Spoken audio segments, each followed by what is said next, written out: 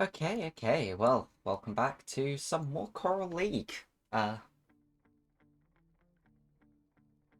so today we have a very important match. This is girls' final match. If they want to get that first place, they 100% need a win here. Will be slightly easier for them if they can get the 2-0. I believe getting a 2-0 means that it forces Advance to have to win their game. Uh, their next series. Um, Otherwise, if Girl do not get a 2-0, then I believe Advance just need to win a single game in the next series to take the title. So a lot on the line here. As for Dynamo New Dawn, they also have a lot on the line here. This is obviously potentially what you'd consider to be their hardest matchup that they have left, but they're currently just sitting on 5 points. So any points that they can pick up will push them up towards that 4th place spot. They also still have AFK to play against, so somebody they're in direct contention with for that 4th spot. Still possible for AFK to get that 4th spot, just highly unlikely. But this is a VOD matchup. It was played yesterday, so we do have the VODs to go through with everyone. And I mean, with no further ado, let's just get straight into it. We'll go straight over to draft. With our amazing hider blocks, which didn't quite work. You can sort of see, let me just, the zoom's not perfect, but it's fine. You can't actually see which champions there are underneath. A little bit of spoilers, but we'll put up with it. Also, I picked the wrong one there. Wait a second. What is... Okay, they didn't fucking work. Okay, no one saw that.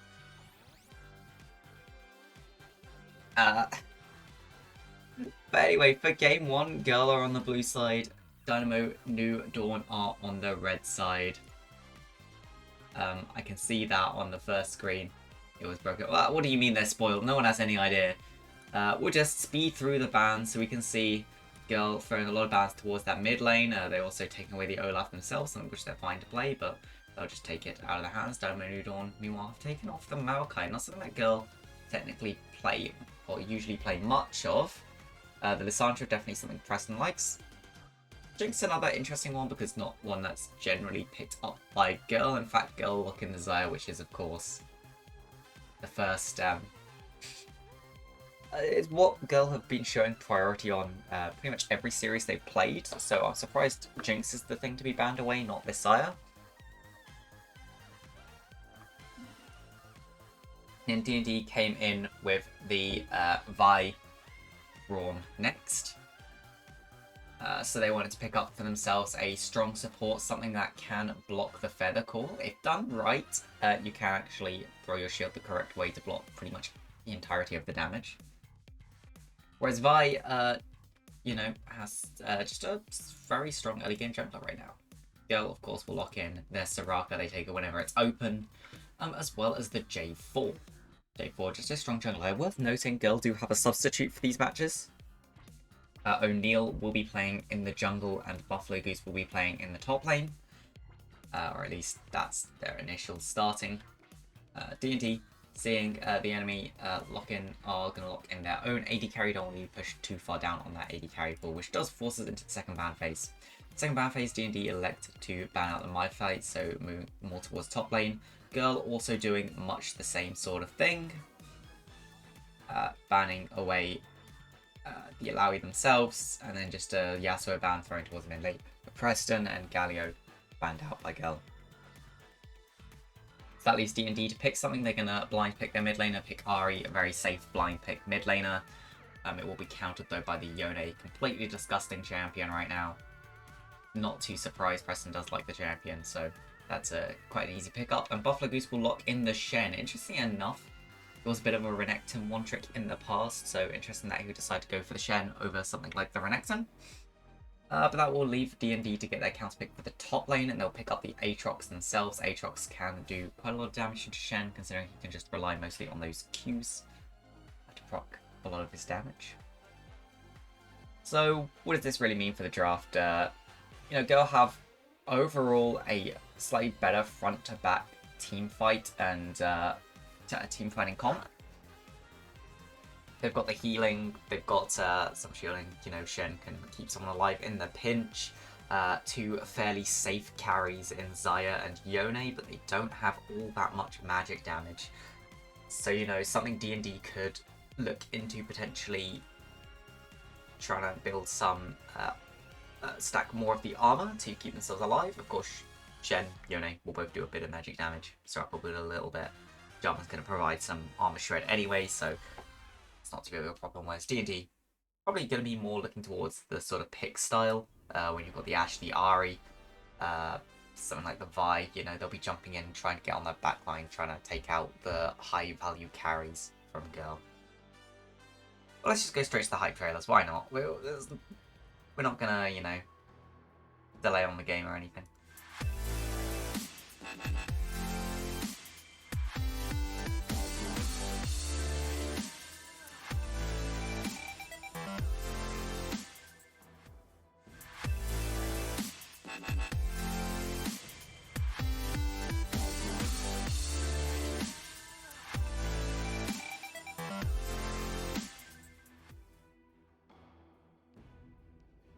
And then this side? Did I get the right one? Yes, I did. No, I didn't get the right one. God damn it. What am I doing today? Everything's a bit of a mess. There we go. That's better. So game 1. What just happened? Why did it just jump forward like 40 seconds? Well, anyway. As we can see, D&D were more often towards the bottom side, but mostly a classic fan. There could have been an invade on the top side if Girl really wanted to, but they'd not really gone for it. Preston with the fleet footwork looking to just survive a bit better in this lane. Minions have spawned. In fact, oops, spoilers. Everything's just scuffed today.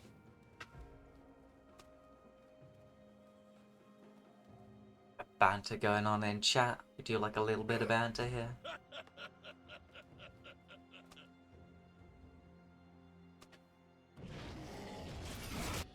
Girl, very happy they got the Soraka again, and D&D seem to be saying, yeah, we knew you were going to pick a Soraka. We think we got the correct way to handle it.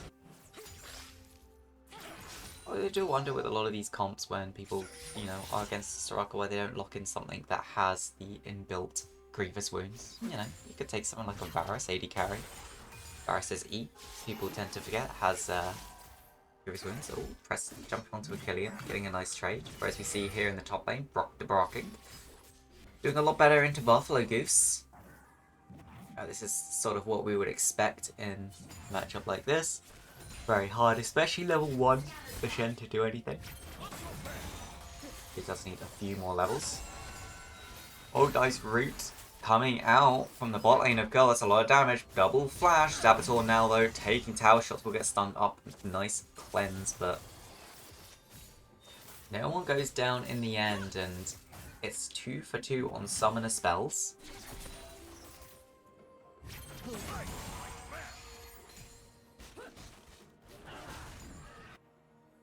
This could potentially be a dive angle. If, the Jarvan moving down towards the bottom lane could look this dive very soon. No flash on the Ashe should be fairly simple. Wrong, not a great champion. Lovely boost here, though. Very easy gank there from Extra Flavor. No wards down for the Shen. Doesn't even flash. And it will be first blood over to Dynamo New Dawn. There's a knockup from Preston. The Killian will get the charm, flash away, ignite thrown down, but the flash forwards from Preston and he will pick up the kill.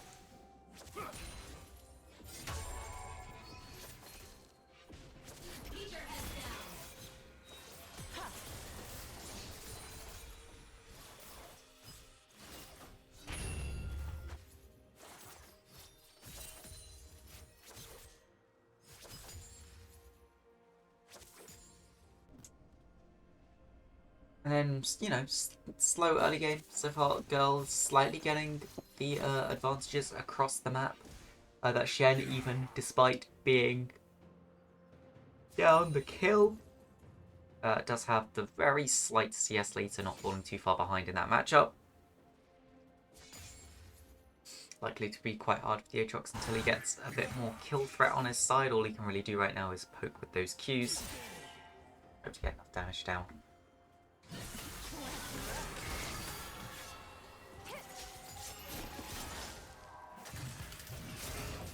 Oh, Buffalo is actually getting pulled back there by the Shen W, but there we see he can just use that shield at pretty much any time, and if Aatrox Qs are not are on cooldown, you know, not much can be done.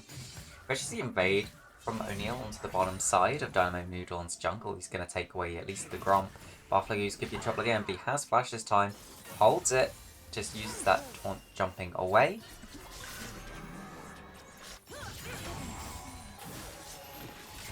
Preston missing the Q. O'Neal spotted out on a ward there, but he will clear that control ward. Gives him potential room for a future gank. And just puts up a little bit of gold. He wanted to save potentially Dynamo Noodle on bot lane.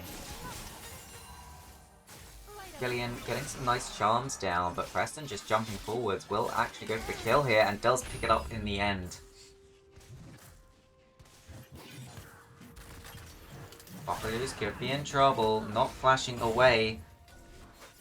Holding that flash for next game perhaps. No, but I think he just realised at that point he's almost certainly dead. It's one of those things, you know, when you're dead, you just sort of think, well, I could flash and I might survive, but if I keep flash up, I can play more aggressively, and next time I'll still have my flash.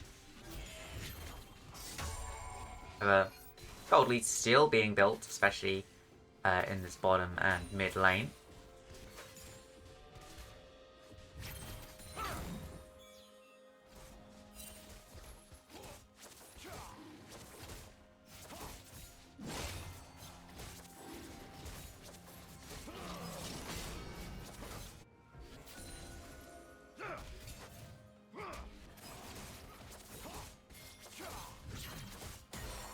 Girl actually on this mountain Drake, but could potentially, but it's a steal!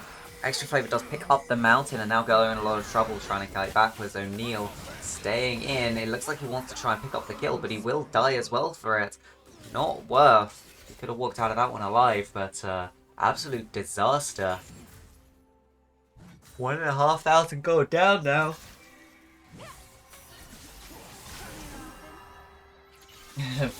Information, you're a top laner. Yes, we know. I mean, we've seen you in the top lane. Although I am disappointed that you did not pick Shyvana. You know, perfect time.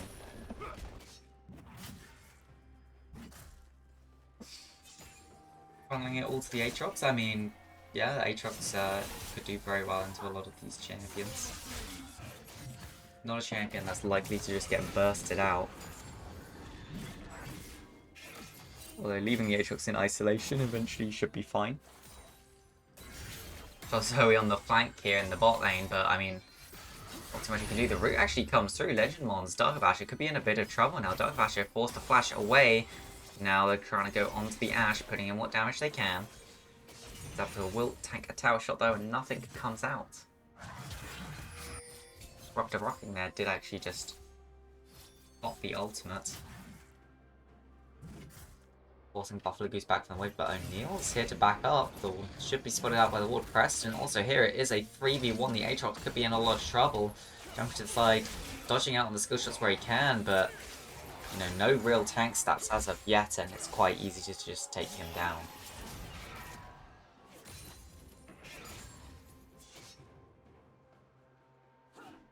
And as quickly as DND managed to get that gold lead, it's starting to be clawed back again.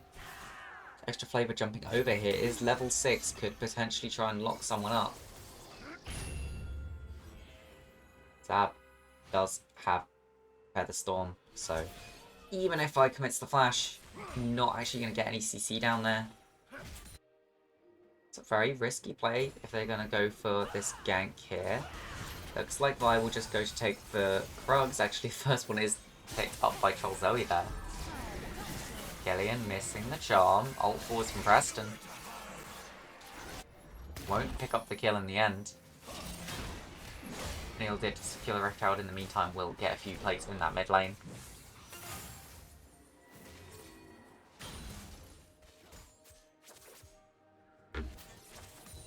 Vi actually jumping over the wall there to get her Raptors, but they've already been taken by the Jarvan.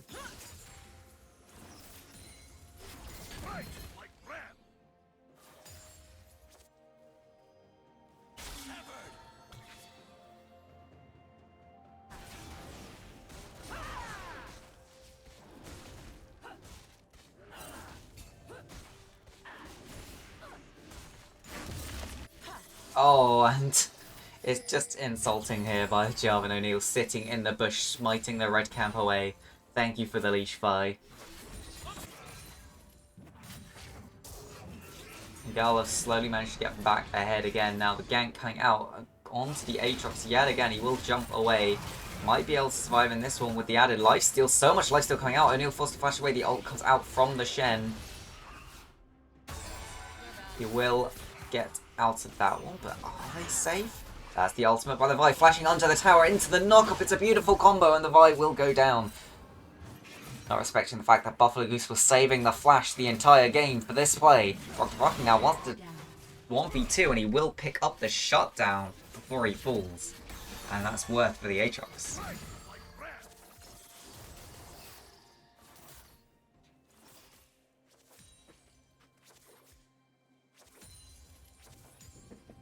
But taking down the Vi was the one with most of the kills for DND, did have the bounty, so that is a lot of gold actually going over.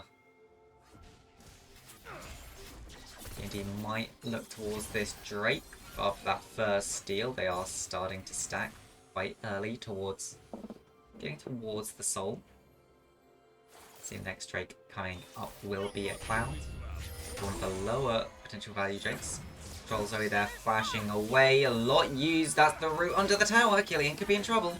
We'll just dash out of that one though. D&D should be fine here, but they do manage to force both Troll Zoe's summoners and the ultimate from the Xayah. That makes this fight a lot harder for Girl if they wish to do it.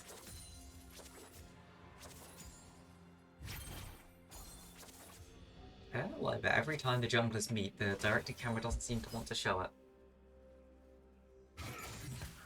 It's like, oh yes, let's show other things. Coming out. You can see there that, yeah, Shen into Aatrox matchup. It's pretty much just how many of those Qs can Aatrox hit, because they are pretty much all of the damage he's going to do to Shen. Girl will actually pick up that second Drake, D&D electing to just give it up in return for getting a bit more farming done.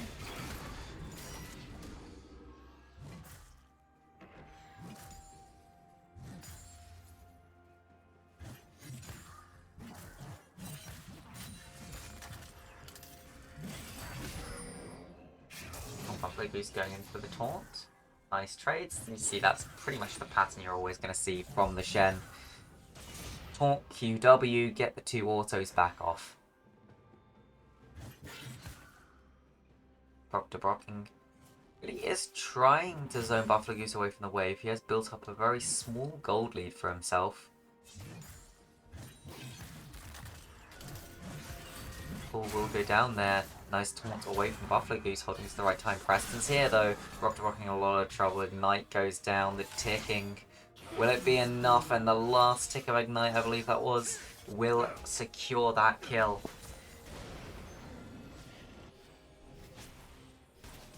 And it's 6-6 kills, but it feels like the game's honestly been a bit of a slower one so far. We've had pretty much all the objectives taken, but we've not really had any super big fights. It's just mostly been like 1v1s, 1v2s, small, sharp ganks. Combine age 67 in the top jungle for Girl. We got pension top.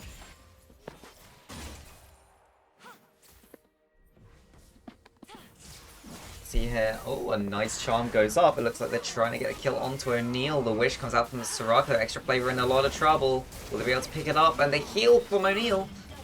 I'm not sure where the heal came from there. I guess from the extra coming from out of the kill. The shield from the Shen was instrumental in keeping the jungler alive. And it ends up being a 2 for 0. Everything's starting to fall apart a little bit for D&D here. Core Drinker. Ah, you have finished the Core Drinker. Don't know why I just assumed it was going towards a Stride Breaker.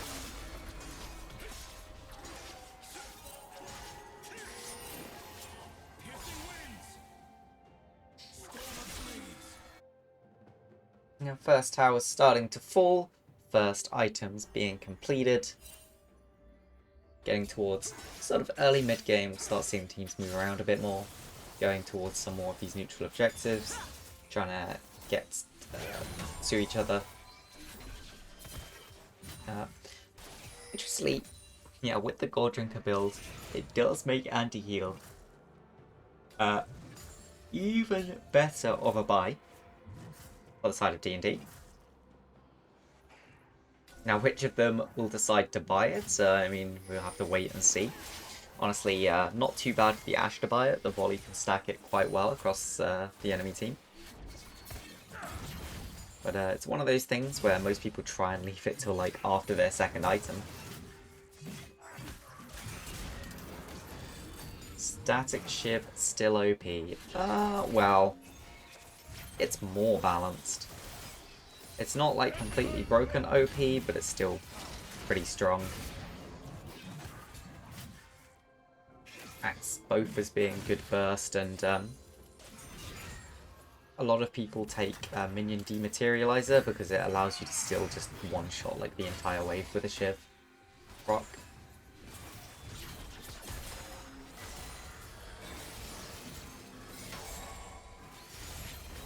Trades coming out here in the bottom lane. It's actually D&D's bottom lane that's coming out on top. Starting to turn it around. O'Neal will take that ward. The control should be picked up in return.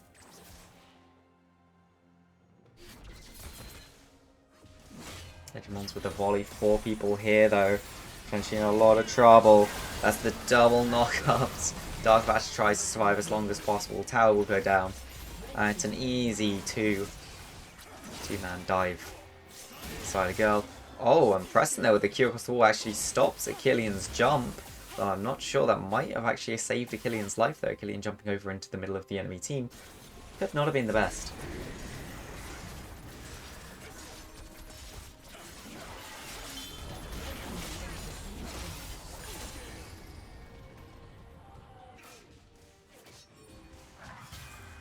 Brock to Brock, and Brock's the ultimate, wants to get the fight onto Buffalo Goose. But meanwhile, the top laners, you know, they're just having fun times in the top lane. This Rift Herald's just taking the entirety of D&D's base. They can't kill it, it actually gets a charge up on the inhib. Extra flavor jumping in, but what can he really do? Legend wants to try and put the damage out, but Darkovash is taking a lot from Preston. Girls should be able to take this inhib if they want to. They will take it. Now they're trying to back out of the fight. Sean goes down onto Preston, but he's already taken out the Ashe. Extra flavor doing what he can, but one item on the Vi, and there's not too much Vi can do. Vi has picked up the anti-heal, so good to see.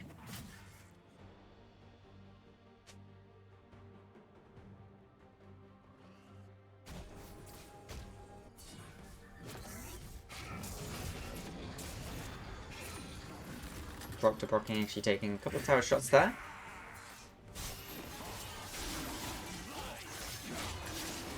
Overall, it's been pretty even in this top lane.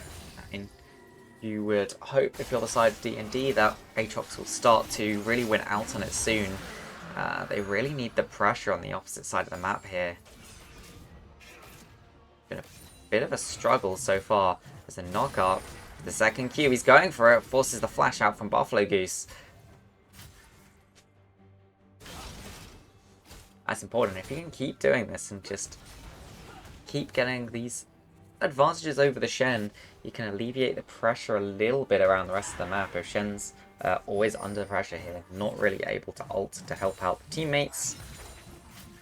then that'll be very helpful.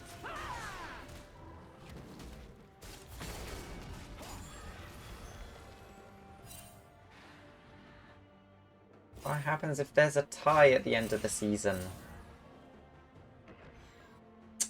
Well, it's head-to-head win records, generally. I think the plan is to do playoffs. But if not, it will be game time in head-to-heads. Red team's turret has been destroyed.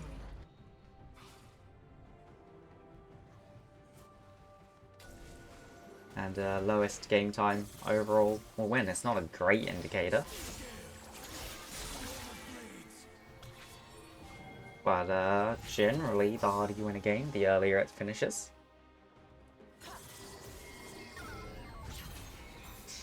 That being said, from this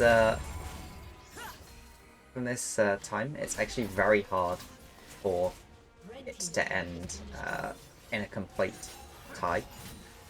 I believe for us to get a tie, Girl would have to 2-1 this game, and then Blossom would have to 2-1 team advance. And then if Blossom 2-0 their other game, we'll have a 3-way tie. That's very unlikely. Oh, and knockup's going out. O'Neal with the ult onto Brock-to-Brocking, but Brock-to-Brocking is Aatrox. He can jump over. Extra flavors in the midst of things, but he's going incredibly low. Is taken out. The Ashe ult comes in. It's currently just falling apart for DND, though. They tried to take a 4v5 and they're punished for it.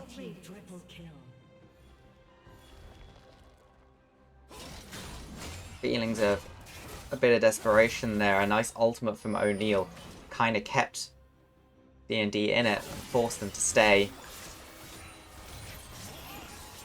Girl will look at least for this inhib Tara.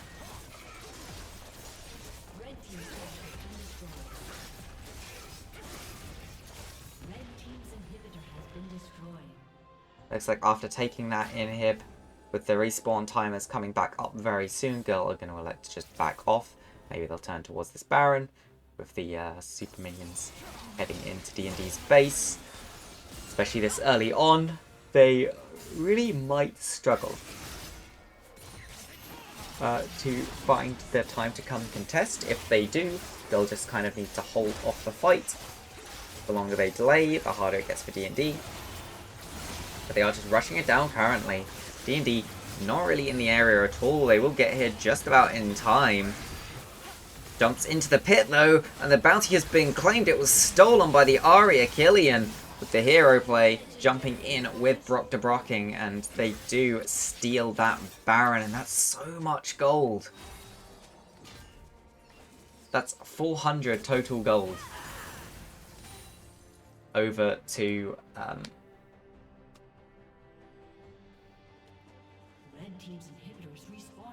400 total gold over to every single member of D&D, pulling up back towards this game. You can see Girl making fun a little bit of O'Neal, who's had to sub into the top lane this game for not having the best smite fight record so far.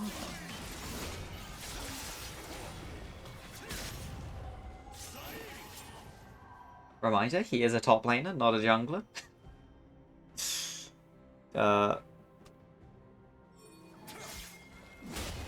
There we go. And that has given D&D a little bit of room to breathe. They are very far behind, but with the Baron, that's bought them a minute or two at least to save up. Infernal Soul does mean that eventually they are going to have to contest for this soul, but they don't necessarily have to contest this one. They can wait to contest the next one.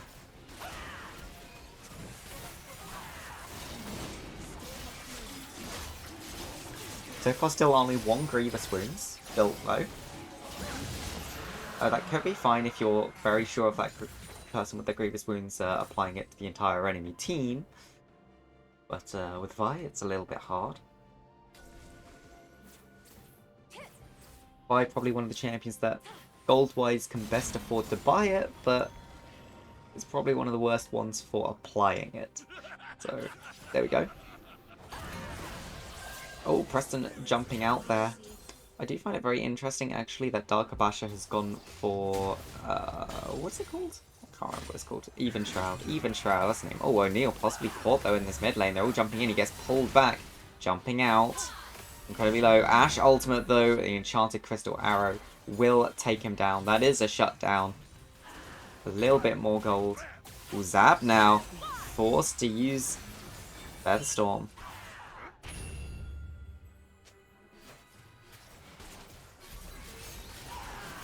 And overall, girl will back out of that one.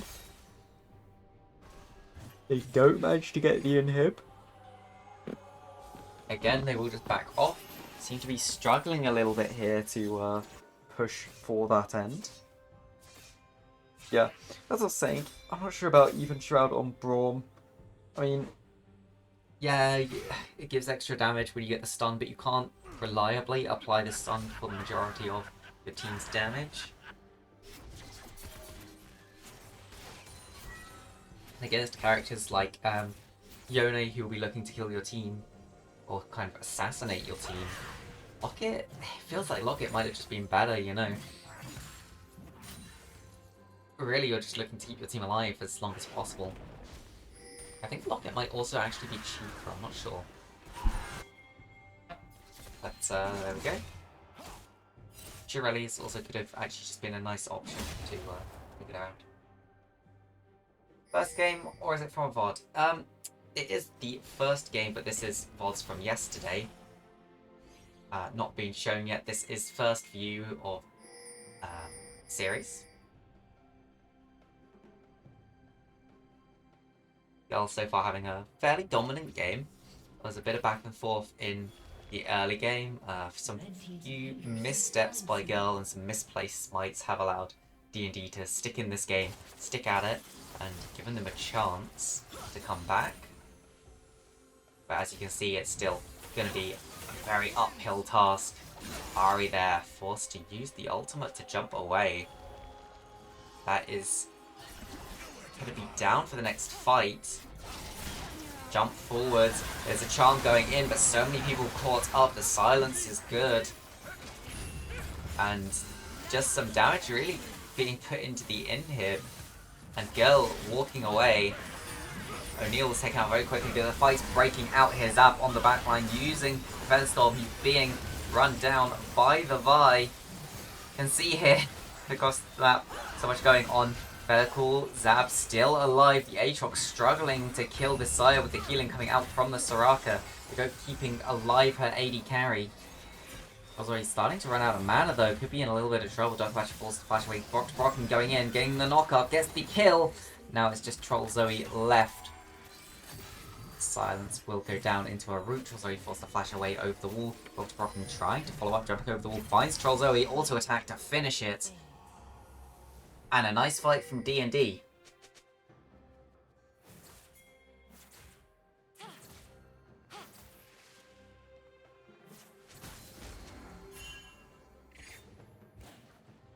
Yeah, a nice fight from D&D will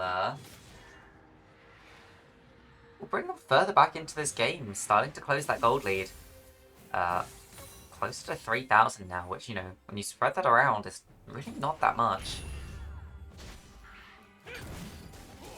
Pretty much most of that lead can just be seen in the mid lane, where the Yone is one item ahead.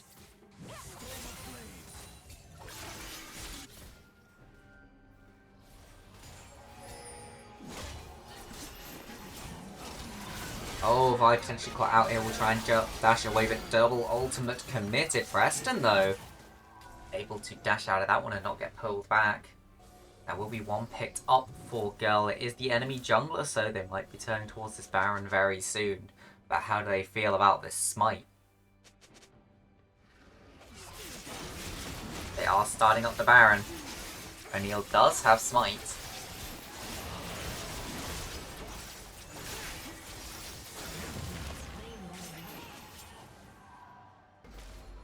And this time, no contest means Girl will pick up that Baron. And this should make it a lot easier for them to take it. They're actually looking towards the Soul as well. They want to use that Baron pressure with the Shen up top lane to try and get it. Neil still has Smite up, so we still work towards this. There is a ward down, so potential steal attempt could come out, but it looks like DND are just going to give that one up. They're happy to forfeit it and give over the soul. It's an interesting strategy. They now need to weather it out until the Elder spawns. Oh, and the Elder spawns, maybe they'll be able to actually do something with this.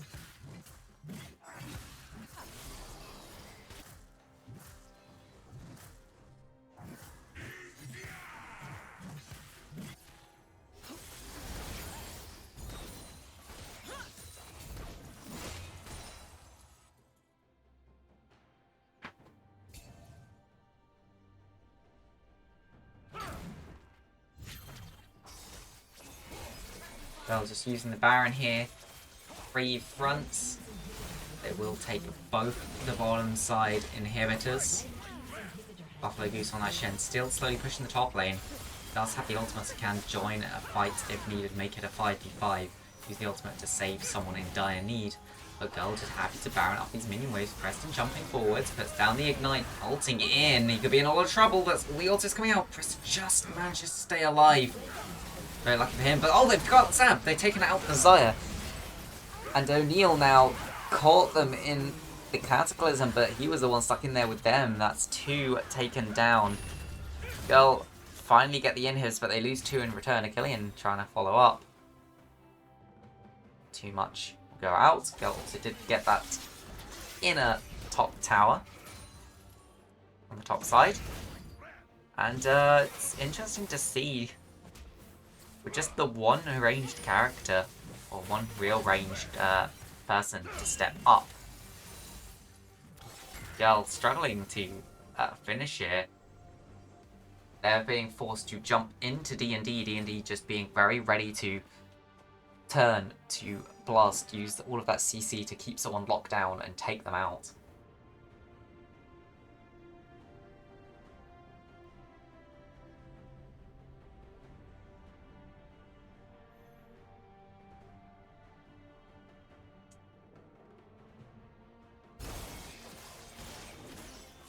Now we're into a bit of a lull phase of the game. It's unlikely Girl are going to try and push to the end. They've struggled to win these team fights over the past few attempts. And nothing coming up for another 3 minutes. Then we'll have both Baron and Elder Drake spawning in quick succession. I think it'll be very interesting to see if either team really goes for that Baron, considering you really do have to burn it and then run straight to the Elder.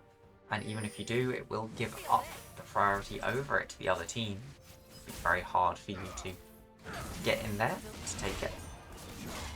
Buffalo Goose and O'Neal, though, pushing the top lane, the whole of D&D, apart from the Aatrox rotating up, they want to try and get a pit.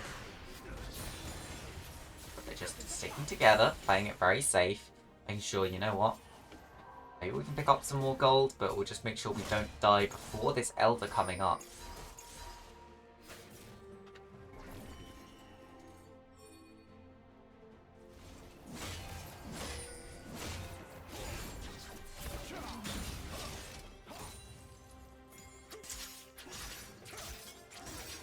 Then, yeah, we're just slowly seeing the team sort of push waves, get gold, wait for some neutral objectives to spawn.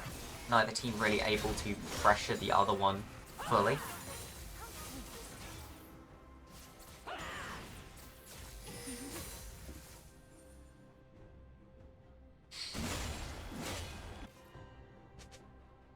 I'm glad to see slightly more grievous wounds has finally been picked up by D&D. They have the Morellos on the Ahri. They have Bramble Vest on the Aatrox. But I really would have liked to potentially see something on the Ashe. Ashe really being one that can move that around. I'm also not so sure about the Bramble pick up the Aatrox. I think potentially, you know, just pick up the Kempont sword, or whatever it is, the Grievous Wound sword, so that you apply it with your own auto attacks. Otherwise, at the moment, he's sort of completely relying on people hitting him.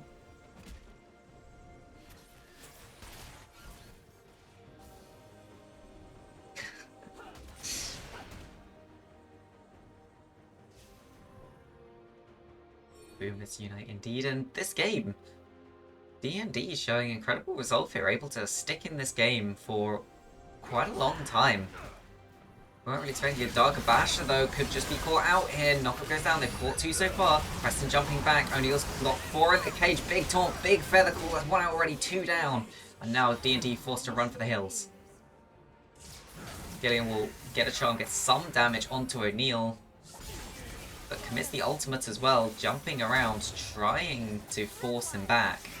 There's a jump forwards with no ult left on the Ahri. She is taken out, blocking left to fall as well. It's just the Braum, and that is going to be getting one going over to the side of Girl. There's nothing a Braum can do to defend here. Oops. Well, if I tab out, it just completely goes away. Gonna tab out to update the score, but oh well. Oh, but actually the inhib respawns. Not that it will make a difference. Game 1 will go over.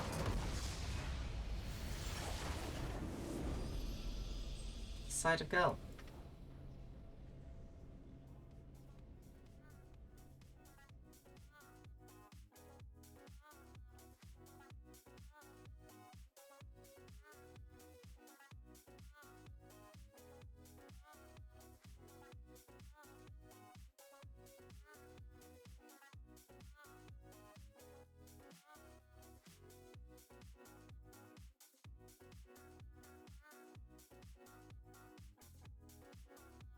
And yeah, so I mean, pretty strong game from Girl, but really struggling to end the game there. I think it'll be very interesting to see adaptations going into the next game, whether even Girl might think to change up their draft a bit, because it's one of those games that although you were ahead and it was mostly you dropping the ball a few times, really struggled to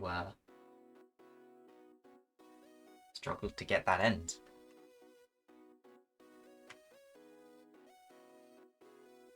And I just got to set up some stuff for game 2. We will be going there very shortly. Just give me a second to get the pick ban back in place. There's no way to mass do it, so I've got to manually put everything back, and then I'll just okay,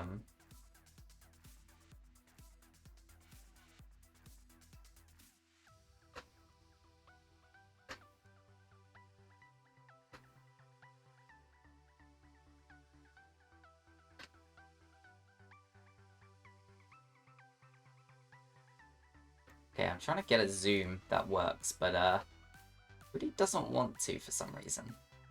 Zooming in way too far or too far out. I'm not too sure how to fix that. There's got to be a better way to zoom. I just want to zoom in a tiny bit. History, zoom. No, come on, let me.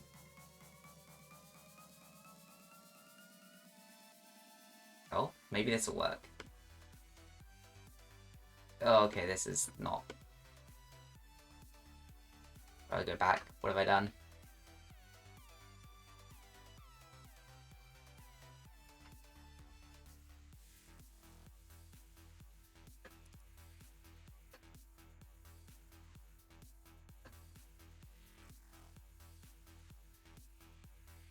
Why will it only let me zoom to 110%? Why can't I zoom to like a multiple? That's really dumb. That's so dumb. Oh wait, okay. If I do this, it sort of works. Oh. Hello. Ah, hello. Hello, hello. Welcome, Akanoka, to the stream. Wait, let me just check I have you unmuted so people can actually hear you. Yes, I do. Okay. I'm trying to sort out this pick band, but it's okay, whatever. I've done as best I can. I don't know if you saw the last game, Girl. I did. I hopped in like 10 minutes up front, before that. Of course, you saw the ending. Pretty strong Yeah. game from Girl. A few hiccups, but obviously they do need to win the series if they want to have a chance of coming first. In fact, now that you're here, let me just add. D&D held on quite long. Yeah, it was quite an impressive performance holding on from D&D. Definitely.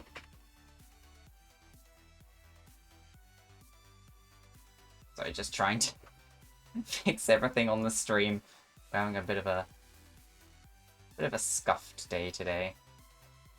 That's fine. There you go. Cool. Right. Okay. And then I will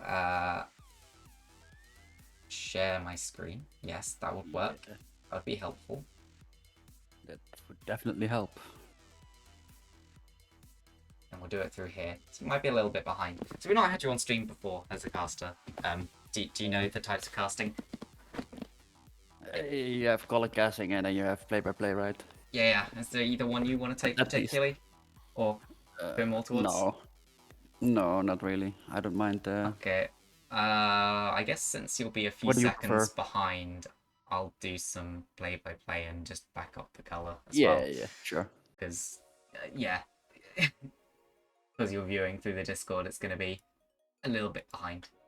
Alright. So, with that being said, though, let's get to the draft of Game 2. This will be where I've accidentally done the wrong screen. Oh no, it's kind of worked. Oh, I mean, it's not great, but it works. it works well enough.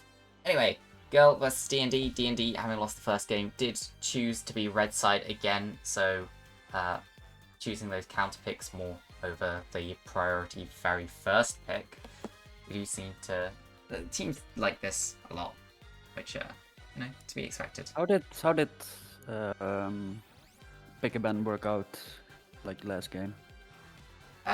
So last game, I mean, the first round of bans was close-ish to what they were the other game, but there'll be a few differences. So, I mean, Girl this time they started off banning Vel'Koz, D&D countered with a Jinx, everything as first game one. Yeah. Girl get rid of the Braum though, which is a swap up. Can't remember what they banned in the previous game. D&D choose to take away the Soraka, not liking to see that again. Obviously Soraka providing a lot of healing, and even with that anti-heal, Yeah, they the were Soraka struggling. from CoraL is quite strong. Yep. A good respect ban. Yes. And then Olaf being taken away by Girl, yet again, is something that O'Neill is comfortable playing, but they just don't want it to go over, and they don't want to prioritize it, so that's 2 games in a row they banned it. And D&D taking away the Yone this time instead of the Lissandra, so more comfortable if they have to see the Lissandra from Preston instead of something like the Yone. And going over to the first pick, Girl did lock in the Bard. First big Bard, that's kind of ballsy, not gonna lie. Yeah, prioritizing a support for Troll Zoe over their usual Xayah first pick when it's open. Maybe this time Troll Zoe just wanting to have a little bit of fun, deciding, let's lock in the Bard and let's see what they choose to take. D&D actually going to follow up with the exact same start to draft as they had last time. They lock in Vi Ash, which was the same first 2 picks as last time, but this time into Bard instead of into Xayah. Would be great if Girl follows up with like a quite aggressive jungler with a Bard, so the Bard can actually move a lot around the map and make plays. Well, I can tell you they do lock in their jungler next. Whether you call that jungler aggressive is another thing. They did lock in the Viego. I mean, Viego is semi-aggressive, I would say. Yeah, can definitely but not go early. aggressive. Not early, and into a Vi is a bit of an interesting choice. Yeah. And they lock in the Xayah, so they do pick up the Xayah for themselves. It's something they seem to pick up when it's open. It's quite safe. Good against Vi. Quite safe. Won the bot lane matchup into the Ashe last game, so happy to take it. D&D though, with their final pick, will lock in Galio. Obviously a bit of a flex champion. Can be played support, can be played mid. You don't see it that much anymore, but pretty safe one to just I pick. think it's overall, I would think it's a better mid laner than a support. Generally, yeah, but it's nice just having that flexibility, you know. Yeah, for sure, for sure. Having a flex picks is definitely great. Keeps open the draft. So in second round of ban phase, you see D&D chat starting to target more towards that top side, taking away the Malphite, something with the easy engage, maybe something that could enable like a Yasuo pick, which we have seen Preston play before. Whereas Girl, they are also running towards that top lane. They don't want to see the Aatrox from last game. Buffalo Goose going close to even with the Aatrox, but slowly sort of falling behind. And towards the later game, Aatrox was pretty big in the team fights. And D&D just ban away this Shen. I mean, just banning away last game's picks. Neither of the teams really want to see it. And Girl take away the Leona, so thinking this Galio is going towards the mid lane, not wanting to see Leona. Obviously, champion that can lock down something like a Bard. It also enables the bot from roaming potentially. Yeah, taking away one of those champions that's better at sort of Yeah. tower dives and punishing someone and AD carry left by themselves. And then going over to the picks, obviously D&D now have to choose whether to lock in support, mid, top. They do choose to lock in their support. They'll take the Pike, something that definitely has some kill potential. It looks like Galio into mid. Thoughts? I guess they really value the top lane counter pick here. Which makes sense since they already have support counter pick from D&D. Yeah, and top lane was probably the closest just straight lane beforehand last game, so not surprising they'd want to get a good matchup there. Girl will lock in the Lysandra, which was left open this time throughout the draft, and they'll take Cho'Gath for their top laner. So a lot more AP damage. Safe mid. Yeah. Safe mid. Nice big chunky scaling top to just stand in front. Overall, not the longest range team, but they do have those range options. They have that potentials for engage, jumping forward, using Bard ult, using Lysandra Claw. With the amount of knock up and CC they have, they can definitely lock someone down. That does leave D&D to pick their top laner as a counter, and they will pick the Gangplank. They're bringing some more damage to the team. Not a champion we've seen all that much of recently. Not at all, no. What are your thoughts on Gangplank? It depends. He's very like if you're good at Gangplank, he's very annoying. If you're just average at Gangplank, as most people are in in our elo, so to say, it's not that great, I would say. But that's me. That's true, but with something like the Galio in the mid lane and Pike that could do roaming, you definitely want something that has a bit more of the carry potential in the top lane, and Gangplank is the champion with carry potential. Yes, that's for sure. If D&D can get this Gangplank off the ground. It's not even that bad of a pick into a Cho'Gath, I would say. No, but pretty fine pick into Cho'Gath. Anyway, with no further delay, let's get over to the hype trailers and get into the game.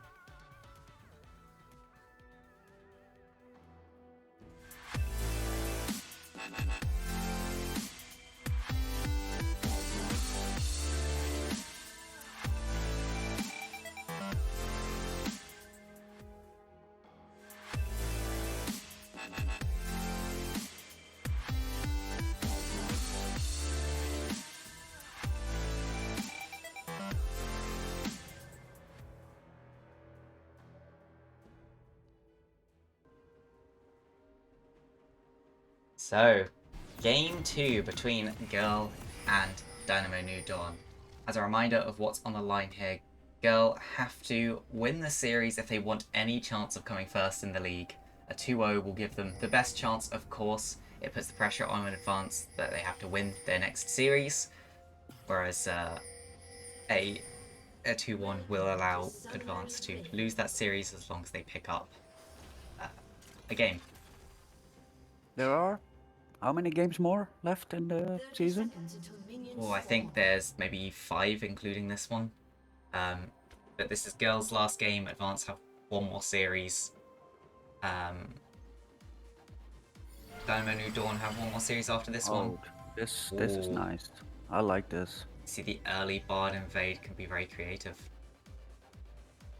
The Portal, Legend one's just having a disco. Spots them out, the ultimate attack's coming in, starts to run away. Unlucky. Forced to flash.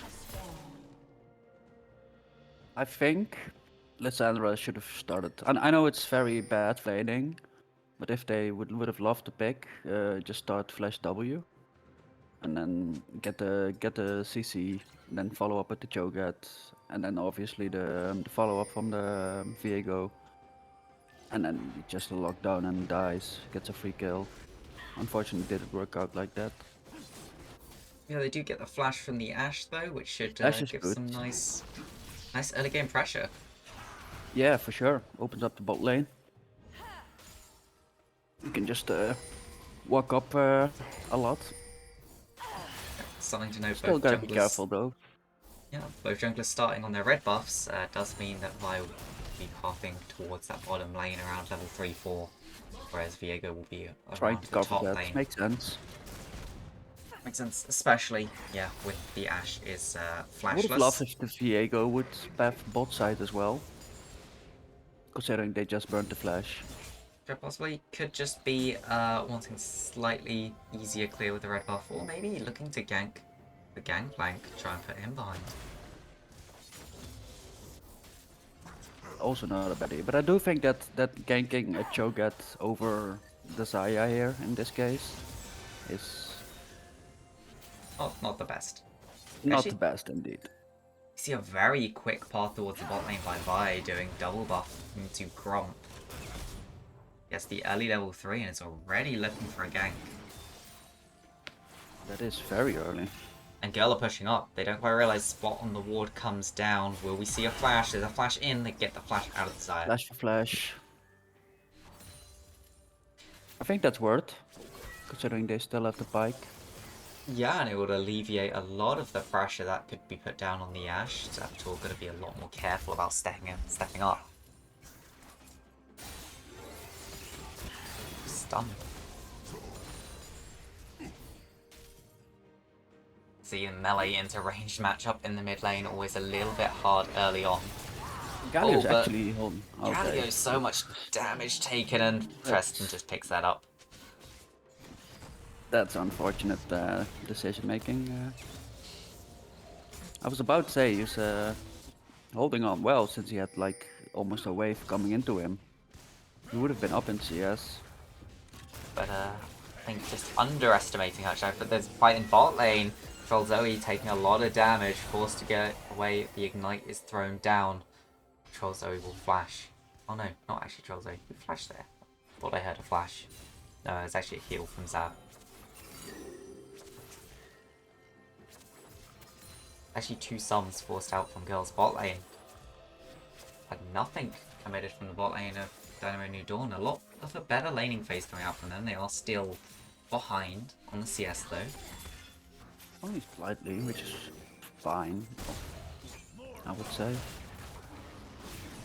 Because Pike early is strong, but I do think Bard's early is slightly stronger. And considering the Ashe didn't have flash, it made sense that they played a little bit more safer. Yeah, with these early laning phases, we can see Girl just, again, like last game, building up a slight gold lead. We'll have to see if they can keep building that lead or not as we get towards first components being bought. I see a lost chapter already for the Lissandra, which is nice. Makes her able to stay a lot more longer in lane, keep the poke up. Yep, Infernal first Drake, so not a very game warping early Drake, but that's nice to have, especially if you're a team that likes to trade a lot in the early game. See if either team really wants to move towards it. We can actually see Preston roaming down towards the bottom lane right now. All about fighting the top lane. Public is taking lots of damage. Yeah, Cho'Gath will heal that up. So we'll look towards the bottom lane, even though direct counter didn't want to flash coming out. They stun onto the Ashe. They're trying to get the ultimates committed, and that will be one dead Ashe. What's up with directed camera there? It really didn't want to move. Oh, Buffalo is taking so much time. Flash forwards Q. Brock de Brocking picking up solo bolo in the top. Fortunate flash from the Cho'Gath. Yeah, a fraction of a second earlier, and he would have lived. It's tricky to get that flash against the gameplay Q off, because it's very short animation-wise. Yeah. There'll also be a plate going over to the gangplank, really getting an advantage here. Meanwhile, on the bottom side though, Gil, after securing that kill, do secure themselves that early Infernal Drake. No stodgy smite happenings this time.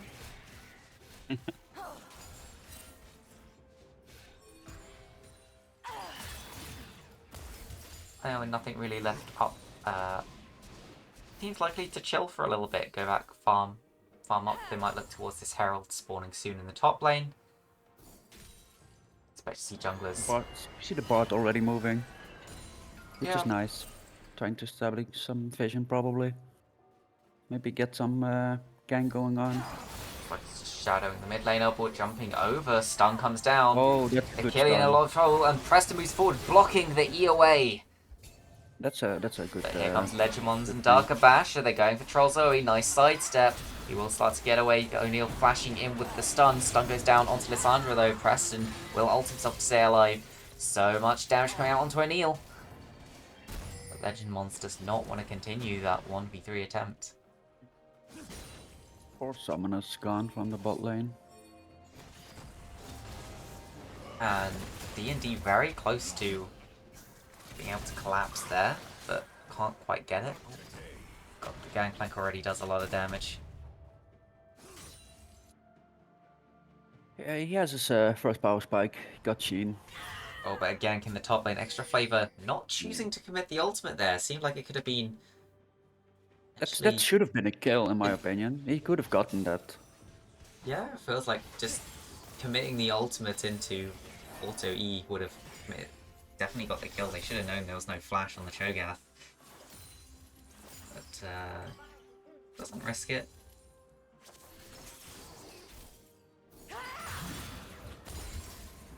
He could have been afraid that he would hit on the turret and then get potentially CC locked by the Cho'Gath. Yeah. Which is hard to do. Still. Maybe a bit of PTSD from last game where it happened to him. Oh, maybe, yeah. Maybe if this time Just, not gonna risk it with the flash. Just staying cautious. See so many control wards actually being put. Oh, Troll Zoe actually coming in behind, gets a nice stun onto the bot lane from DND. It's a pull back onto the Bard. But bot lane from DND do not want to commit, especially not without that pike ult.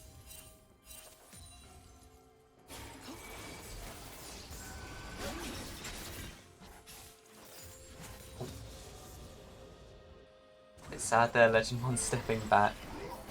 If the execute doesn't come through on the cannon. The spike hit is level 6. I think he should try and move around the map. Just hit level 6, so we Try should and get start to see more rooms. Yeah, try to get a play on maybe top side, try to snowball the gangplank. Try to alleviate maybe the Galio from some pressure. Yeah, Galio adding a lot of pressure so far. Did that Bard ult just hit that tower and not? Maybe it's a spectator bug. Anyway, Enchanted Crystal comes down mid, It did but hit the tower. yeah. I think Doesn't the do Bard anything. expected the Viego to continue after he hit the stun, but he didn't. Yeah, it just looked on the spectator client like the ult didn't hit the tower even though it did. Very strange. But actually fairly even so far throughout this early game. Saya is quite ahead, Yeah, almost 30 CS. 30 CS, actually 1,000 gold, but you see 1,000 that's made gold. up for in the top lane. 1,400 gold ahead for the gangplank. Yeah, Gangplank is a money printer, especially with his Q passive, and then obviously the first strike. Looks like Crit Plank is what's being built. Essence Reaver and a second cloak picked up already. I think it's the only real viable Gangplank build currently. Ever since they made his Oh, passive. pushed off, but that's an engage. O'Neal extremely low flashes across the wall trying to get away, but he will get picked up eventually by this Gangplank. Gillian could be in a lot of trouble now. Preston ulting himself to try and stay alive a bit longer, but in the middle of a 1v4, tries to get to the Bard portal, can't click on it. That was a clean engage from the Galio. Like a quick flash W. That was very clean. A very nice engage. DND do manage to pick up 2 kills. They stop Girl from taking the Rift out, and they should be able to take it themselves. And they have actually pulled themselves the gold lead for the potentially first time this Herald game. as well. They will put it on the Vi, so it can be moved around the map a little bit easier, put to wherever they want to. Where do you want to see the Herald? Do you give it to the Gangplank? Try to snowball him more? Do you give it to the Ashe?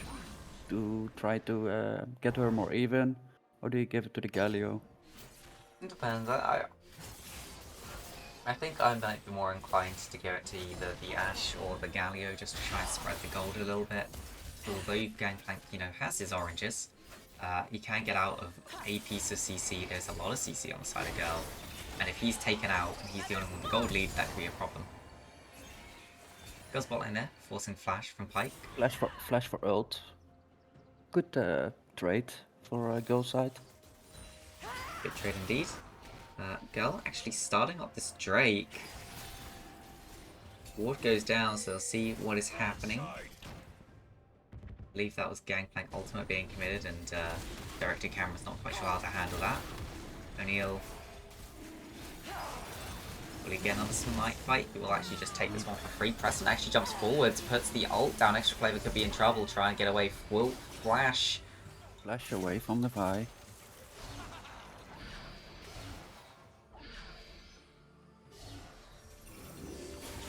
And, oh, Dark Basher looking for a stun. Sidestep from O'Neal though.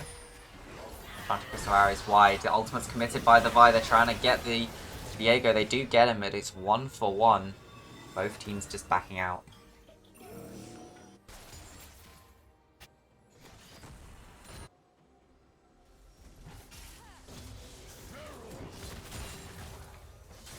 Turret plating will fall soon. Cho'Gath at this point holding on for his life. Yeah, just trying to get towards. I mean, it looks like Looks like a Heartsteel. Artsteel, which I'm not sure how easily he's going to be able to stack that. Not. Yeah, that was my thought. Like I think he's just gonna get guided out by the GP, and if he tries anything else towards potentially the bot lane from D&D, the Ashe is just gonna keep him at range, so that's gonna be fairly impossible.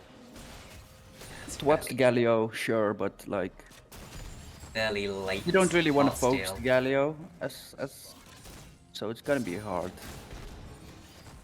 Yeah, I would have liked if the Cho'Gath went Tabis first. yeah. I think it's just with how the lane's going. It's such a late Heartsteel to pick up as well. Rocking is, just farming the Cho'Gath a little bit. I would have liked what is it? Is it still called Frozen Gauntlet? Frozen Gauntlet, yeah, I think so. Yeah, Frozen Gauntlet, Tabis. I think that would have been a better option here. Yeah, I mean, especially when the only AP option on the other team's a Galio, it's not something that's gonna put out too much AP pressure. Especially when it looks like he's going for one of the more supportive AP builds with the Everfrost. And first tower. I just being like that forced. the health is going to the GP, but I don't like that it's like 1.5 minutes too late. Yeah, after They all of the missed plates out on are the down. plates. Oh, That's a lot of CC coming out, but It's a Preston good pickup. and O'Neal to get out of that one fairly safely.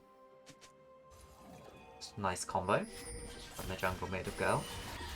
Yeah, it was a nice pickup from the nice stun from the Viego and then a great follow up from the Lissandra. And actually, we see side of DND is now just slowly increasing this lead. 2,000 gold ahead. It's an ult from Troll Zoe. Jump forwards ult from Dark Basher will pick up that kill. That's a nice increase of gold as well. Another 600.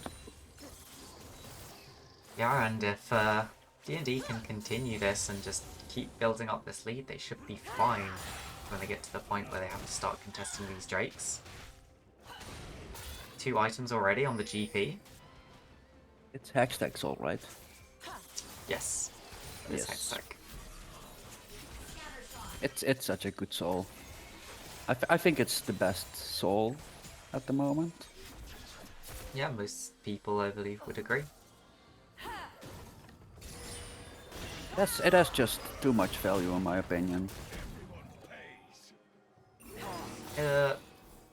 Does a little bit depend on some extra things, like how your current wave clear is, because if your team has pretty perfect wave clear anyway, it doesn't provide much in terms of that. But in terms of just general, like, whatever you can pick up, like it's always it good. gives AoE damage. It gives the drakes itself give attack speed and ability haste, which is pick Zaya for example. Great combination for Viego, possibly the same. And then the soul itself, slow. Dark Basher, they're getting a AoE stun damage. on Troll Zoe, but taking so much damage in return.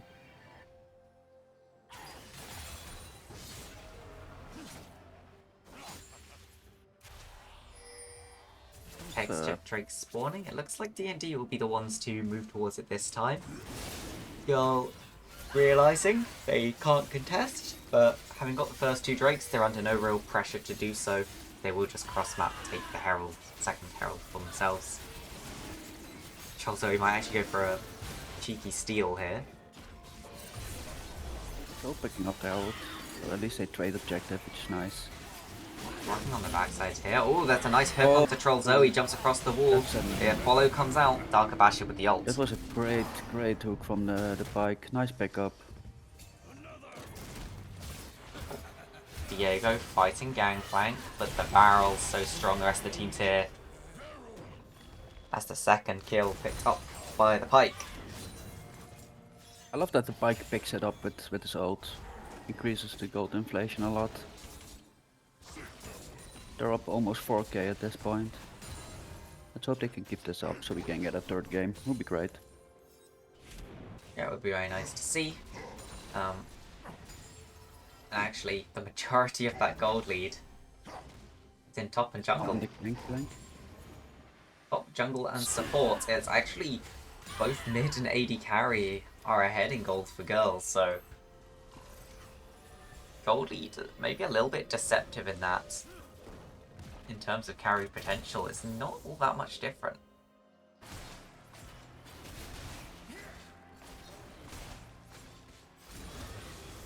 Yeah, Gangplank about 2000 gold up towards Jogat.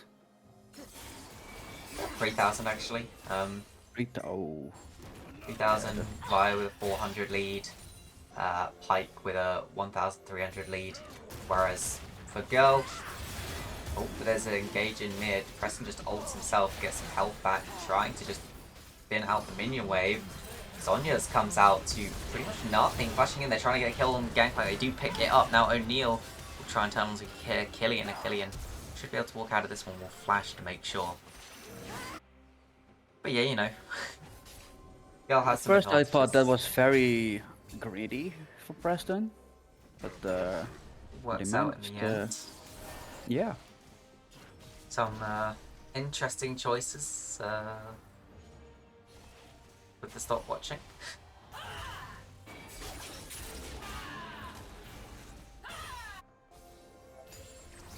Pike's finished this Yomus, who's even quicker moving around the map. We'll have to see them. Girl putting the Cho'Gath towards the bot side, considering since he has TP. Try to More put damage. Lissandra, maybe keep the Lissandra mid or go top. As the girl so far just happy to sort of continue playing lane by lane. Don't really want their laning phase to be over yet, despite it being 20 plus minutes. They're slowly just pressuring down these towers. There's an engage in the bot lane though, ultimate from the Gangplank. Zab is stunned up, will use the Feather Storm, trying to get a kill onto Legend Mons, can't quite get it. Dark of Asher with the ult means more gold will be distributed.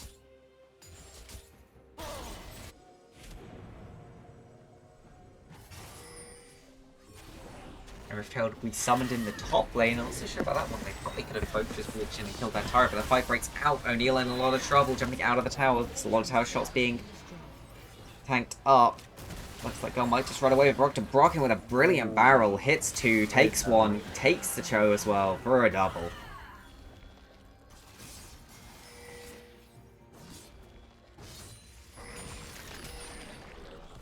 And as D&D girls should strike, Go yeah. towards Baron, no? Yep, and you see them moving into the Yeah. Baron. You know, there's no top lane, no jungle right now for Girl. But fairly slow taking it with just the two. It's actually quite quick for a two-man. That's actually quite quick for a 2-man indeed. Nice weaving from the passive from the GP. The rest of them there, that will be very late ultimate from Troll Zoe, potentially in trouble. Ignite thrown down, chance of Crystal Arrow. Great pickup. Beautiful shutdown though. Preston and Zab now trying to turn it around. They picked up one. Preston in a lot of trouble. A little bit of damage comes out. O'Neal looking for someone ulting forwards, getting Brock to Brock, and he does pick up the GP. That's a lot of gold in his pockets. How can he use it? Taunt from Achillean. He's trying to go towards the Ashe. Ashe across the wall. Maybe he should have just turned on to this Galio, but that'll be a chomp from the Cho. You know what? Let's do a Cho stat check. What's he up to? He's eaten all 6 of his minions now, and he's on 8 total stacks. He's ready to keep chomping champs. And they could potentially pick up this Drake too. What's the 12 seconds on Cho'Gath ult? Uh, Maybe he could pick up that Drake too, so we'll put him at 9. Gonna be close though. 20 seconds on the show ult, so you know they can. Eventually. They could wait that one out. It's not too bad. But yeah, a bit of a fumble there from D&D. They get the Baron, but then almost immediately lose all of them except on the Ashe. Like Girl will try and contest this Drake. Well, goes out, doesn't catch anyone. Preston jumping forwards, takes so much damage in return, forced to ult himself. But the Pike will go down with the Pike out. What can D&D do? Brock can walk forward, but Buffalo Goose in the backside. But he just gets stunned up. Brock running too far forwards. He will get taken out in the end. O'Neal on the backside causing havoc. Legendmon's going down in the end. The Cho'Gath, though, is so big. What a beefy boy. Beefy boy just tanks up the entire of D&D for about 20 seconds. It ends up being a 5-for-1 in favour of Girl. They'll take the Drake, they'll take the mid lane tower. They take the team fight. That changed fairly quickly. Yeah, it was a very messy fight from D&D. I'm not quite sure. One good team fight from Girl and they're basically back into the game fully. Oh. Buffalo Goose can just tank up all those tower shots. But, yeah, like, it's an interesting fight from D&D. We saw Brocken sort of just walk into all the enemy carries to get away from the Cho'Gath and fall. Pike gets Great taken vision out. placed from Girl, so they actually saw what was going on in that fight. Yeah. See that D&D barely have had any vision around the Drake. Yeah, and in the very early game, D&D's vision was fairly good, but it seems to have dropped off when they're getting towards these later phases.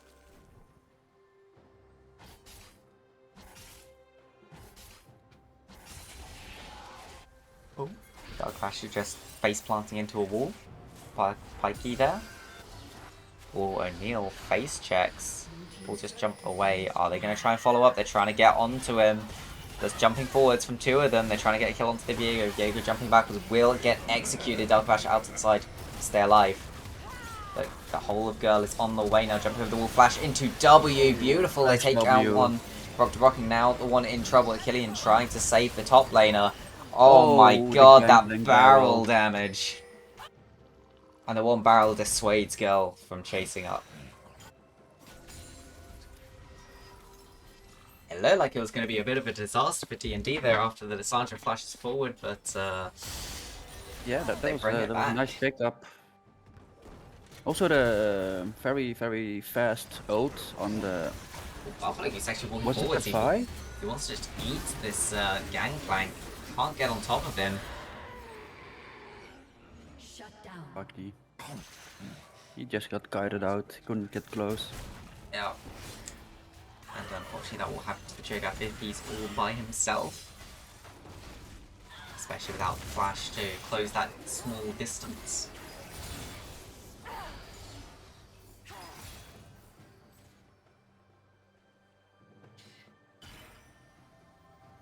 As you can see, the Cho'Gath just completely stacking armor right now.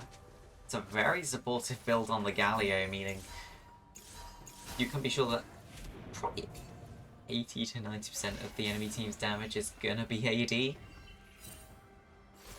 He's finding it very easy to just itemize into all of this armor, make himself as tanky as possible. Zhonya's feeling so good right now for Lissandra.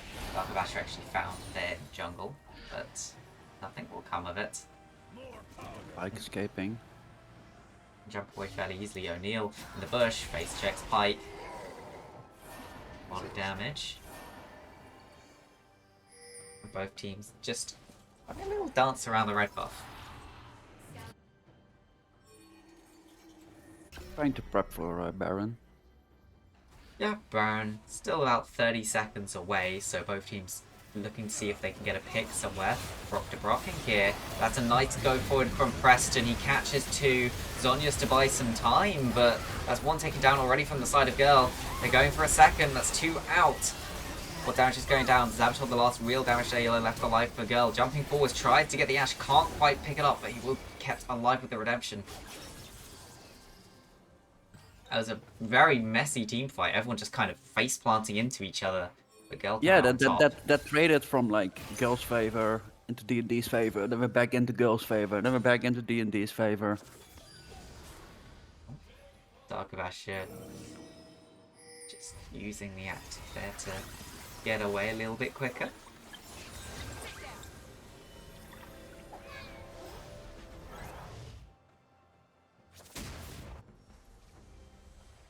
And still a slight gold lead for the side of D&D. But struggling again to win the team fights. Which is probably most of it is on the bike and still on the GP, I would say. Yeah, it seems to be a little bit the opposite of game one, where Girl were the ones with the gold lead but struggling to end. Also, game one, Girl had a lot better map presence that D&D managing to pull out in this game. Dr. Brocking looking for a battle over the wall. Can he catch anyone? That's not a damage onto two, but he might have gone too far forwards. That's a route into the ult. And he will just get taken out, and Gangplank really has to be careful where he stands and when he uses the orange. Did he fumble the orange? He must Or did he have, use it on the W and then got ulted afterwards? He didn't use it on the W, so he must have used it earlier maybe? I'm not quite sure.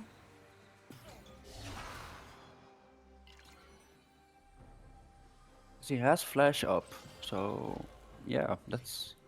Yeah, we'll just fall maybe. Either a great timing from Preston, or he just misused it right before that happens. Girl turning onto this Baron though.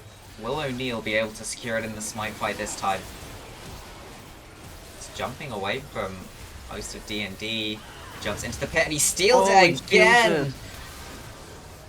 And that's the third smite fight O'Neal has lost this series. Not a jungler, as a reminder. He is natively a top laner, but it's got to start to hurt the confidence. Kellyan might have just been a bit far forwards. He is pretty tanky though.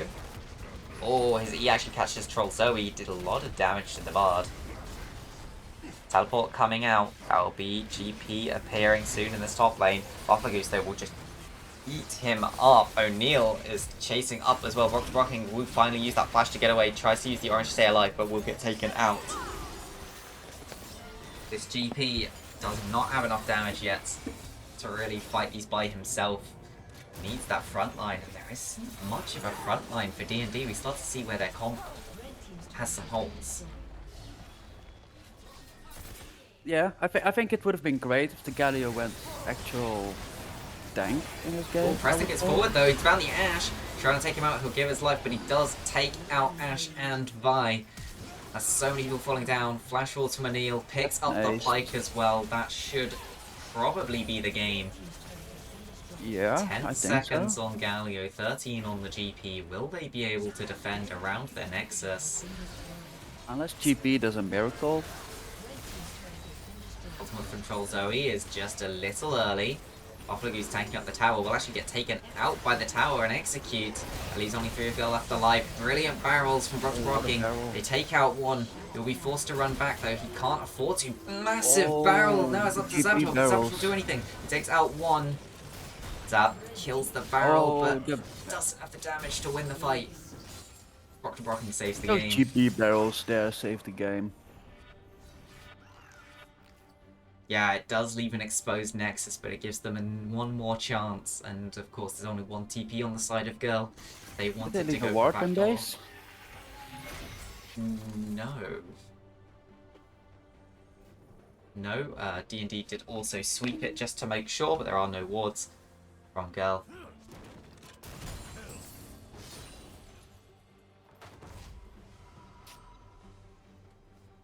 Oh, I see. O'Neal in chat is explaining that, you know, he missed all those smites because he thought his smite was on Zed. I mean, as to the best of us, you know. That's the first time I hear people having smite on set. I think it's a joke because I would hope so. some of the spells are usually on DNF.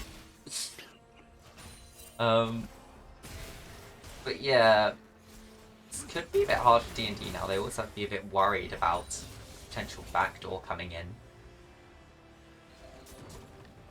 Elder will be spawning soon, so they'll have a lot of power to try and do something here, and with this soul as well, do so much damage. I'm not so sure about the Banshee's Blow from the Galio. Cinch does this very well with him, but against a Hextech soul, that's going to be popped right off.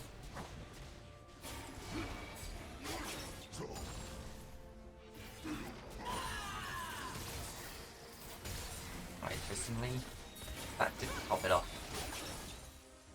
Didn't even hit.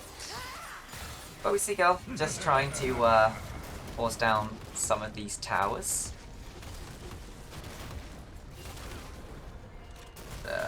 Struggling to do it into the gangplank.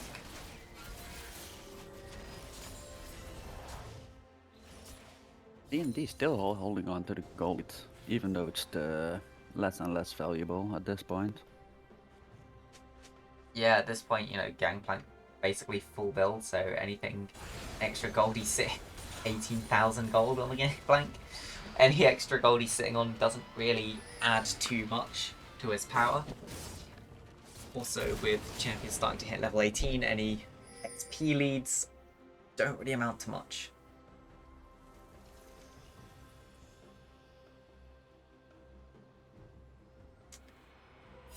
With not much on the... not much having spawned on the map. We just get to see some farming. XP-wise, overall, Girl is ahead, right? They're behind in top, ahead in jungle, behind in mid, equal in AD carry, ahead in support. So, I mean, it's about equal across the board, but they will very soon be ahead.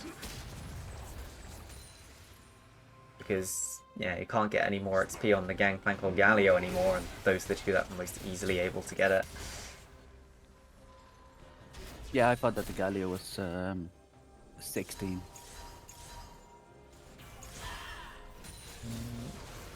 O'Neal. Quite We'll impressive that Galio kept up in like his XP lead, considering how much pressure Yeah. he has gotten. Oh, Achillean is behind him, not been spotted Oh. out. What can he do here? But he will run straight into O'Neal. He will be farmed out, and now he's got to try and escape. Flash into E. It Good will get flash. out. Good flash. The Enchanted Crystal Arrow and the Gangplank Barrel not quite enough to take out Zab. I think that wasn't a crit. I think a crit would have killed. Extra Flavor caught out and chomped, and that's the chunk down for D&D. And that could be a forfeited Elder, but can they afford to give it up? I think they have to. They have no jungle smite, so they like full blown out team like fight. There should be no chance. Viego picks it up. Girl actually moving towards this Baron next. Feeling like the Elder might not be enough. Playing it extremely safe. Take any standing gold and then just move forward as a team.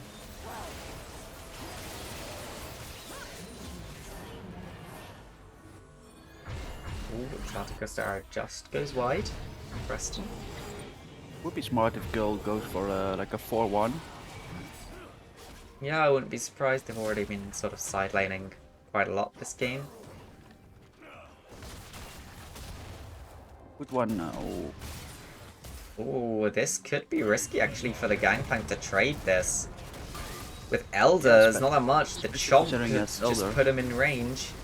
And Chomp is up for Buffalo Goose. He should just decide to chomp someone. Get that damage down. Chomps Oh, we and got- Pike is He out. trades to 1-1. Pike stuck a little bit too close. Potentially not worth it for the Pike, but at least it trades 1-for-1 in the end. I mean, taking away one Elder isn't bad. Yeah, definitely worth it for D&D. Maybe But not so worth with it for how Gel. close they were already from resetting and getting to base, it's still 20 seconds? Yeah. Gel are just pushing down the mid lane here, looking for it. Oh, they actually catch the Vi. Jump in from Preston, roots 2, 1 dead already. Into the GA, but extra flavor goes down. Legend Mons will get taken out as well. Brock and forced to flash. Nothing Achilles can do, nothing D&D can really do into the power of this Elder Drake. And it will be game 2, going over to Guz in real life. Well played from Girl, considering how fairly tough their early to mid game was. Yeah, definitely a good game from them. Overall, both games were a bit of a slog. Not what we've expected to really see from them, but of course not the full main roster. They had Sop coming in and someone playing off-role. So, very different. But that does finish girls' tournament. It does put them on currently 27 points, which is 3 ahead of Team Advance. And what does that mean for the games? It means Team Advance have to win their next series to come first. If they don't win, they'll come second. And it's literally that easy. This does also lock Blossom out of getting first place, despite having 2 series left to play. So Team Advance is at the moment 1 game up and a head-to-head, right? Towards Girl. Team Advance are ahead in the head-to-head, but that doesn't actually matter because you get 2 points for a game win, and then 5 if you get the 2-0. And guys in real life are currently 3 points ahead. So if Team Advance win 1 game, they would only get 2 points. But if they win 2 games, which means at least winning the series in any way, they get 4 or 5 points, which wins them the whole thing. Okay, so Team Advance does need to win 2-0 to actually... They don't need to win. They can win 2-1. If they win 2-1, then they get 4 points because they won 2 games. Okay, yeah. But as long as they can win their series against Blossom, they will take the trophy. Meanwhile, Blossom will be trying to stop them. Blossom still actually have the opportunity to come second. They can't come first now. But if they manage to 2-0 Team Advance and then 2-0 their final other game against Dark Shroud, it would put them just ahead of Advance. Also, if That's very close. if they 2-0 one of those series and beat Advance, then oh no, if they 2-0 Advance and then 2-1 Dark Shroud, that would also give them second place. But they need the 2-0 Advance to be able to do it. So Yeah. I guess in girls' case, they're hoping that Blossom wins. Yes, in girls' case, they'll be cheering for Blossom.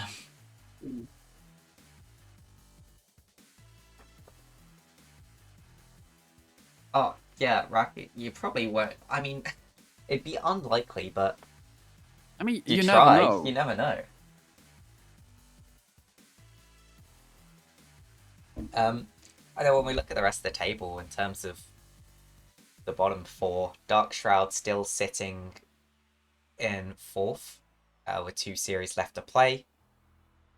Dynamo New Dawn now just have the 1 series left to play. Very unlikely they can get up to 4th place, but they can maybe get ahead of first of 10, who are currently only sitting 2 points ahead of them. They have potentially their easiest series left, which would be against AFK, who have yet to pick up a game win. So we will have to see if they can pick up a win there. If they pick up a win in that series, they at least get 5th, potentially 4th, depending how they do. But yeah, I mean, it was a very good series, I think, from Girl and D&D. D&D showing that, you know, they are a strong team. They can put out a fight, and maybe the points so far in the league don't reflect how good they actually are. I mean, this game, they actually like the early was very good. They got a good lead. Unfortunately, they just couldn't hold on the map pressure and bleed out girl. Girl held on very well. Yep, indeed. And I'm not sure when the next series actually will be. Let me have a look. Do we have any this weekend? 22nd.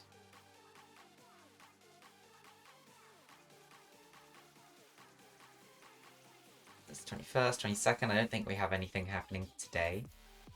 What do we have left? Which games do we have left? So we still have Dark Shroud versus AFK, Dark Shroud versus Blossom, D&D versus AFK,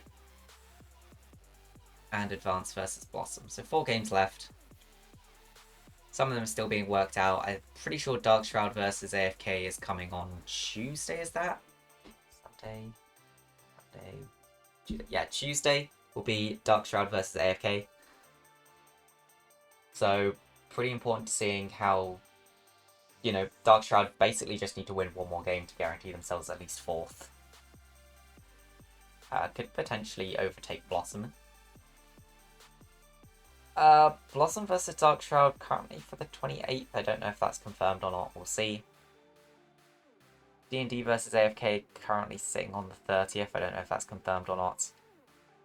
And still working out Blossom versus Advance. But that's most likely to be one of the final days of the month. As soon as I can get confirmation back of what days the teams can do. But yeah. I recognise we didn't do any interviews. Maybe I should offer. Nah. Can't be bothered. Yeah, I mean, we already had the semi-interview from Neil in the chat. Exactly. We've had Neil commenting along with us, so there we go. Well, thanks, Neil. Thank you, Neil. And thanks, Akanoka, for coming and casting today. You're one of the first that actually say it properly, and like one of the first times you say it. I mean, I just read it how it's spelled. Yeah, but a lot like I also played on VL, and like it's been butchered so much. Oh no. So actually hearing people pronounce it as it just stands, it's surprising. Well, good. There we go. We'll continue to pronounce it Yes, please. as such. And definitely, if you want to come back for more casting, any games that are there, you can either just like shout in the chat you want to join, or Yeah, will do. even Will do. beforehand say, "Yo, this series I want to do it," or this time, whenever. I'll Definitely have you back. And I'll say thank you to everyone in the chat for coming and watching. Always nice to have people here supporting teams, supporting the league. Continue to come back and watch. We'll have more games coming up in the next week. The exciting conclusion of the league, which is going right down to the final series. And thanks you all for coming. Catch you next time.